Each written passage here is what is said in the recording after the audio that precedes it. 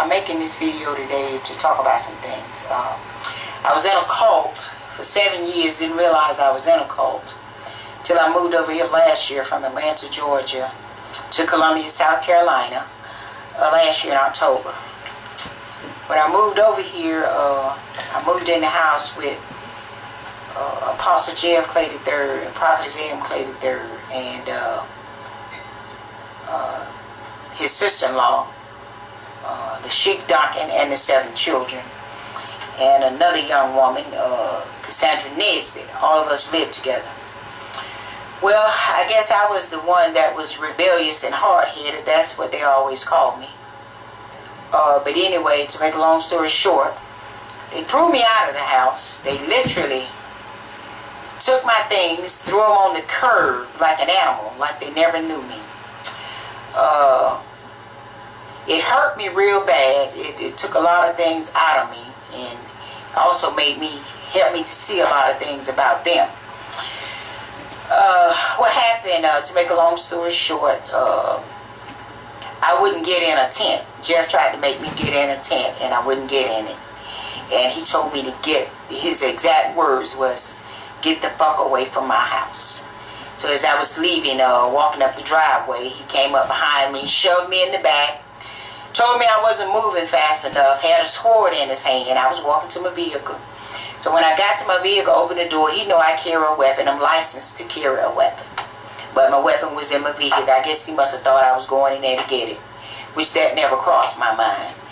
But anyway, when I opened my door and turned around, he was standing there. He said, "If you pull that weapon, I'll take your damn head off." And I turned around and I looked at him. I said, "I'll never do that." So he walked off. Well, he had his ministers, whom I thought were my sisters and brothers, go upstairs, get all my things, bring them down, threw them on the curb like a dog. So I got in my vehicle and I left. And I was blessed to have a sister and a brother here in Columbia, South Carolina to take me in, which they was a part of the ministry or of the cult a while back, but they got smart and they left early. And I'm glad they did. But anyway, I have a letter here that I would like to read that his wife, Akiko, wrote me. Let me show you all a picture of the people I'm talking about. This is Apostle J.F. Clay III.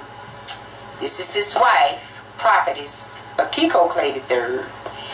This is his sister-in-law, Evangelist in Training, Lashik Duncan. These are the 3 people that I'm talking about. These are the leaders of Praise Tabernacle Ministries, located at 6801 Two Notch Road, Columbia, South Carolina. It's a purple and yellow building. You can't miss it. Got big old hands sitting on the top. But you better beware. It is not what it is made out to be.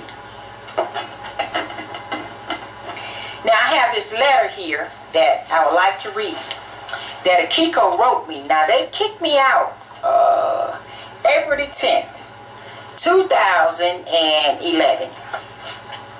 Akiko wrote me this letter May 26, 2011. She texted to me. She said, "I can still hear you, daughter. Don't let your heart go dark." What she meant by that, I don't know. "Repent of the things you have done in anger and revenge." Are you kidding me? The things that I've done in anger and revenge? "Put pride down and free yourself from lies." From lies? I don't know nobody, or shall I say, I don't know anybody that tell more lies than Jeff Clay, Akiko Clay, and Lashik Duncan. I don't know anybody that can outlie them people. And I'm 52 years old. I have never met anybody that can outlie those people. She said, "Truth always remains truth." And I agree with you. For the first time in your life, don't listen to any thoughts, but knowing Yahweh, He is Ikar and the final judge of all things. She said, "Forgive me for assisting in your death by being silent." Now, Kiko, what you meant by that? forgive you for assisting in my death by you being silent. I am more alive now than I have ever been in my life. And I think that was an answer that I gave you when I answered this crap. You said, but I can hear and see. I love you and I meant everything I have ever said to you. I forgive you as well. Forgive me for what? Telling the truth that Jeff is sleeping with your sister Lashik? Is that why you going to forgive me? Because I told that? That's the only thing you got to forgive me of. But I told the truth. You said it today. Truth always remains truth. All right.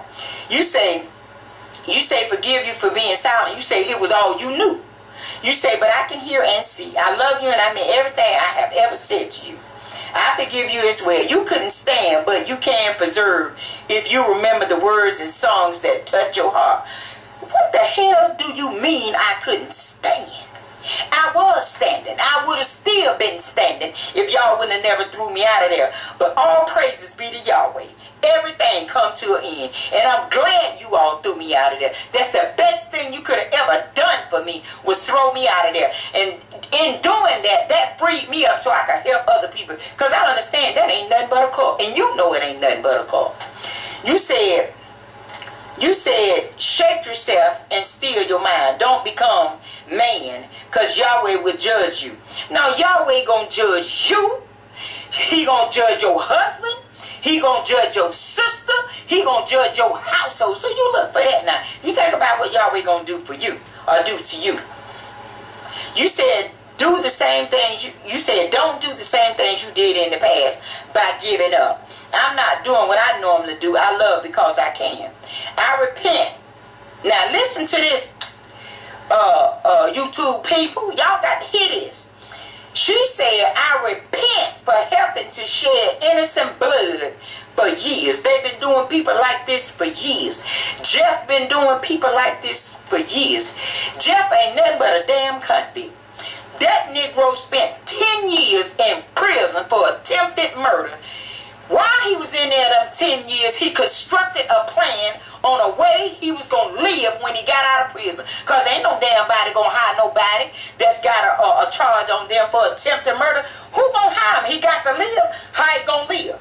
He going to live by tricking and manipulating the people. He going to start a jailhouse ministry. That's how he going to live. All right, she said, maybe. She said, I repent for having to shed innocent blood for years. I have nothing to lose because I am empty before Yahweh. That's your problem.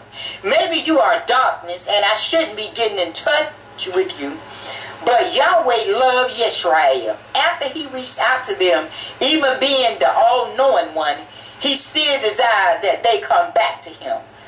I know I shall watch you get old. I saw it. You saw a lie. I don't know what it was you was looking at, but you saw a lie. But I can't choose for you. Everyone who has been a part of this ministry has been in the will of Yahweh. We all lost sight of purpose. We didn't build. We only destroyed one another. No one was willing to see past their own hate, hurt, abandonment, unforgiveness, lies, malice, revenge, disputes, jealousy, greed, and all other adjectives. We all protected our own agendas. All of us are guilty of spitting on Yahweh's true love. We blame one another when we should have looked at the solution. Love, which she's saying the solution was love. How that is, I don't know. My daughter Karaya has taught me this. She can't see what the world wants her to see about you. She only has her experiences with you. She calls you because she, and then she cut it off. I don't know, maybe her mind shut down. Then she said, if you got my text, just press any letter and send it to me to let me know you hear. I only desire that you got the text and read them. I expect nothing more or less. And then when I texted her and told her that, you know, that I got the text, this was her reply. She said, how my heart just leaped in my soul. I finally see why Yahweh endures with us. The joy of our voice